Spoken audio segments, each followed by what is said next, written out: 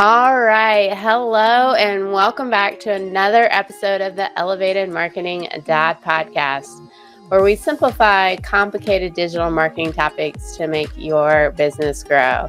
Of course, this is Jennifer. And I'm Brenna.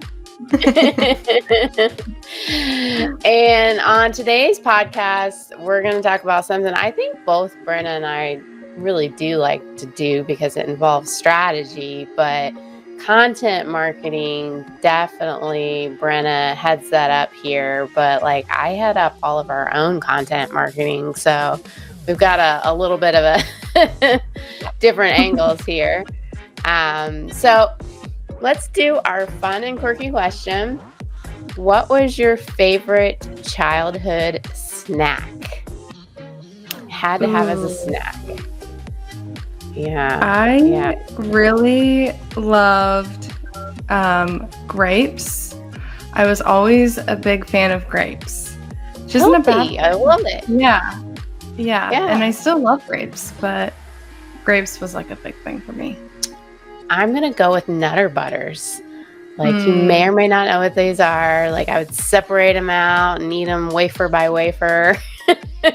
Oh, that's the only way to do it with sandwich cookies. Yeah. I was a non-healthy kid, but I turned out all right. All right. Well, let's talk about content. It's not like we haven't consistently talked about content, because without content, you really don't have marketing. You have to have something to talk about. You have to have content. And we've talked about like many forms of content and stuff like that. But before you get started with all that, you have to think through the content strategy of going after content. I mean, you got to have a plan or you're failing. Failing to plan is like planning to fail. So. Very true. It's definitely one of those things. It's all goal oriented, like long term. But like you're saying, like keeping this plan, like you have to have that easily accessible and ready for like any changes you need to make or anything of the sort. So constantly like adjusting it, because let's face it, we work in tech and marketing and like things are constantly changing. And I think most industries are actually changing a lot right now. And so you got to have that like plan so that you can be like, okay, that didn't work. This worked. Let's try this. Let's try that. But if you're just going at it haphazardly, then you probably are going to plan. Or my other one with content is too narrow focused.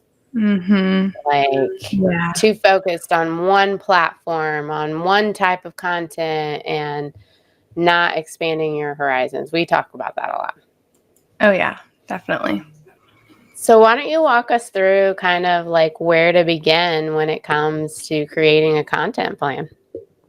Yeah, and we've kind of hit on this, but you definitely need to define your goals. So you need to have a reason for writing content. You also need to know which part of the funnel you're targeting. So not all content is going to hit the same part of your funnel, and that's a good thing. You don't want it to. Your goals could be increasing brand awareness, driving website traffic, leads or sales, maybe more engagement. I think a lot of people kind of look at this and they're like, well, I don't want to increase brand awareness. I just want leads. Everybody does. But most people don't want to just be instantly sold. They're only 2 to 3% of people are in that like very much I'm ready to buy. And so there's pieces of content material that is out there that gets them aware of who you are. You're really going to shut somebody down. I think we talked about it last show. If you've got like all this into the funnel, like buy, you know, you got to start with in your content, wherever it's at, of, hey, hi, shake your hand. Nice to meet you. Yeah. And I think too, like, it's really important to remember with content meant to be resourceful or somewhat informational. You want to sell, you can sell based on the value that you provide without directly giving a sales Yeah, pitch. yeah. And I read some other articles, and some of them are just pretty outdated. Where I saw like drive website traffic was like part of like maybe the funnel or to boost engagement, and it's so generic. That Mhm. is like everybody wants somebody to get back to their website, but in this zero click type world, not everybody is going to do that, and you just have to accept it. You have to accept how the consumer wants to consume content and Mhm. adjust, but not get rid of the base of this is where people find information. Yep, absolutely. So, all right, well, what's next on our list? So, definitely some competitor analysis. If you've defined your goals, you know what you're after, you know the part of the funnel that you're trying to target, you need to see what your competitors are doing. So, are they writing content? Are they high up in visibility? What are they ranking for? Is there any sort of low hanging fruit that you can kind of adapt and make yours and make it better? Um, but you definitely need to do your homework on competitors. There's so many ways that this is important is that a lot of topics probably have been written before on the internet or videos have been done or unless it's like some new concept that's coming out and you don't want to be like always living in that world of constantly new Mhm. contact or content um, because it won't have that evergreen, like everlasting, where people are constantly like Googling or wanting information on this particular topic. So I know that's all a mouthful, but I Mhm. think if you look at what competitors are doing, if we're looking at search engines, then what we're saying on that is like, if somebody's already written on this topic, how are you going to write it better? Mhm. Not that they wrote on it, like you're not sure if that's a good topic or not, but you have to write it better. You're competing in the search engines with them. If you're doing it for like a short or a video or something like that, it's a competition. Like, how are you going to Mhm. make it better? Like, not just copy exactly what they're doing, but like one up somebody because you want to earn somebody's business and be the smart one in the room. Yeah, definitely. And when you're doing this competitor analysis, I really urge you to kind of put yourself in the consumer's shoes and look at it with a fresh set of eyes. What are they missing that you know you can hit? I think that'll really What help is drive your your unique content home. selling proposition? Yep. How are you different? Mhm. 'Cause I in today's market, the low hanging, like, is gone. Like, Mhm. we're out here, like, scrapping for the people that are actually thinking, and, that's not gonna work in today's environment. Definitely. Yeah. But in general, though, if you get used to that, when you have to get really scrappy and you're just scrappy in general, then with your content and what you're speaking, then you'll be prepared for the when it's harder, and it'll be that much easier when it's harder. Yep. And if you're hitting on those topics now, as with Yeah, anything, a lot of things go out of date. You can always audit later and refresh it. yeah. So I want to point out that we're not necessarily going in order because I see this next one and somebody might be like, "Well, this is not in order." Well, it doesn't have to be in a particular Mhm. order. This is like a circle of different things that you need to evaluate and it all comes together for the plan. Maybe that's a spreadsheet. Maybe you've got content topics on one side and you've got like these different things up at the top. Maybe it's a project management system, Mhm. but there isn't a direct order of end to beginning. So what's the next one? Yeah, I mean, we're in marketing people. You have to identify your target audience. The basics, demographics, interests, behavior. But what's most important of that list is the pain points. What can you Yeah. solve that is so painful in their everyday life? And you're really going to turn that around for them.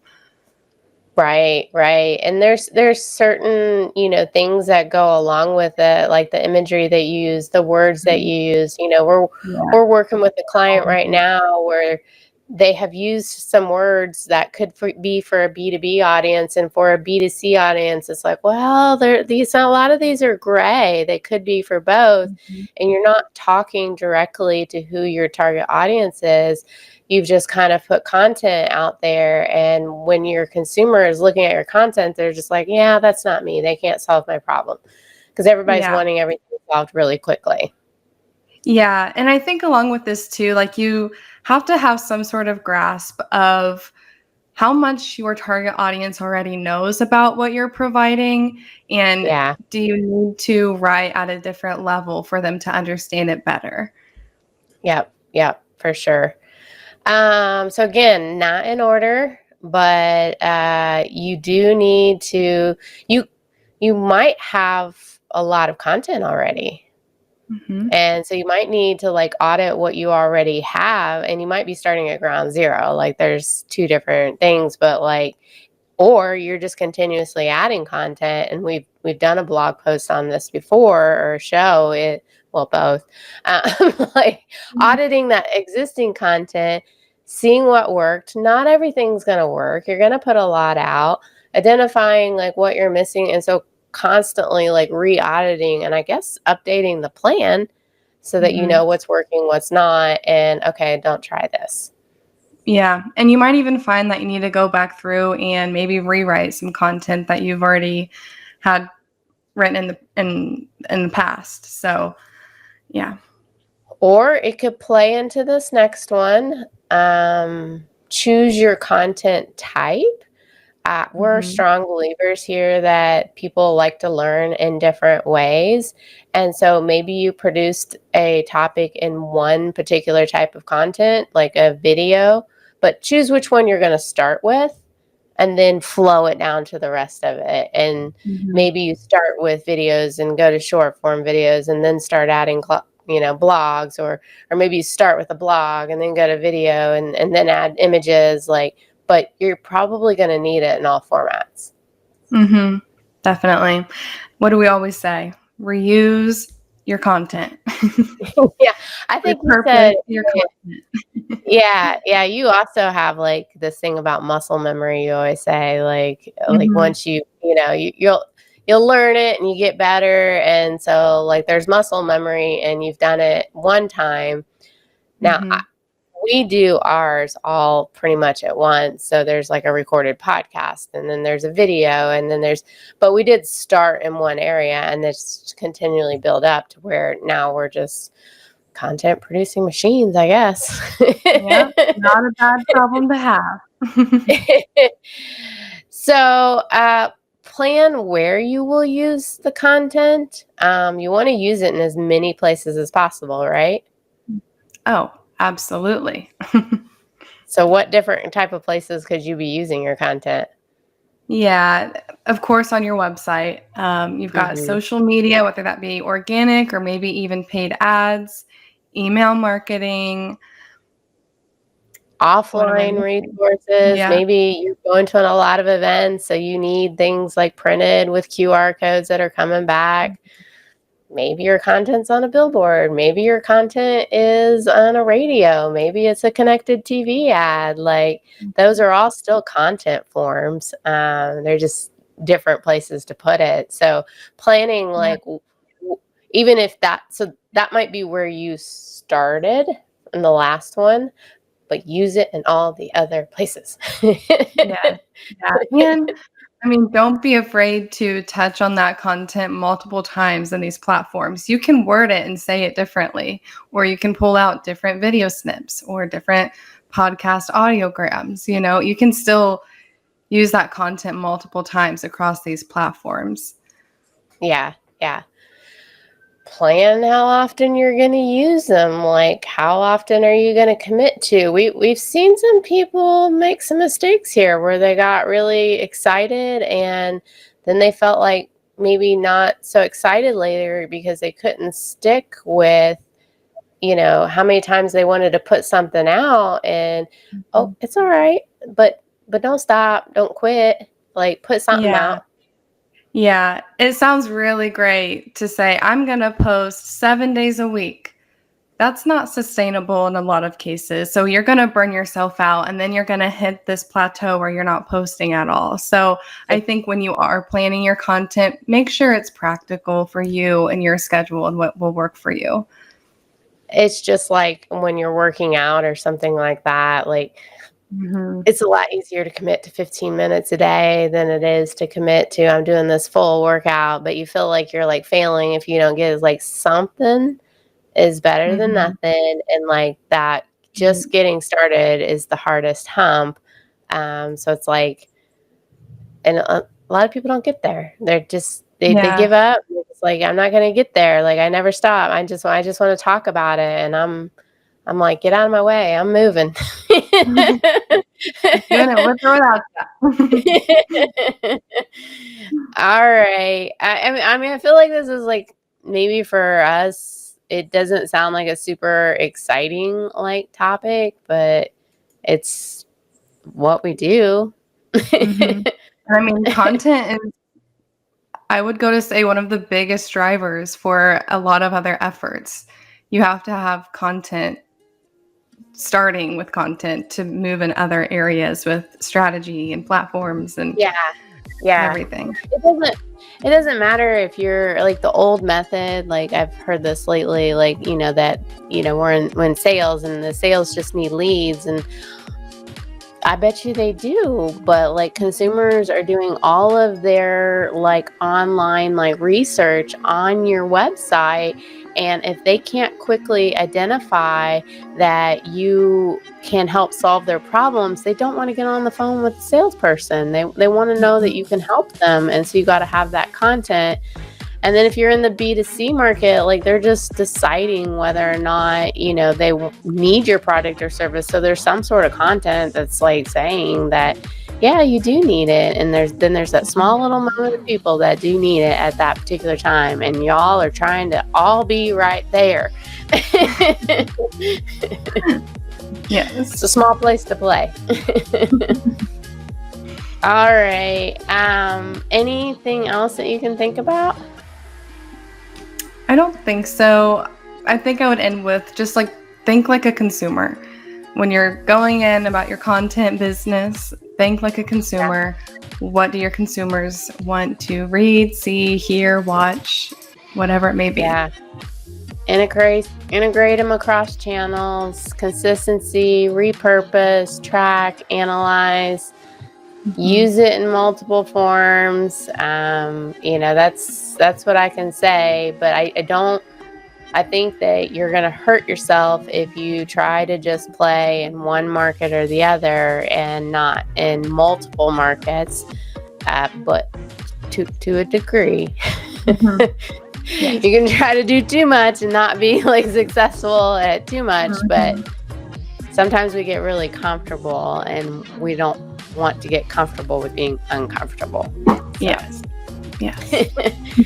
All right. Well, that is it for now. Thank you for joining our show. We'd certainly love you if you rate and review either on the podcast or click that subscribe button on YouTube. And of course, we do have a newsletter that wraps up all of our content, and Miss Lovely Brenna does that for us. And then, of course, you can find us on social media. We're hanging out there as well. So, all right, take care.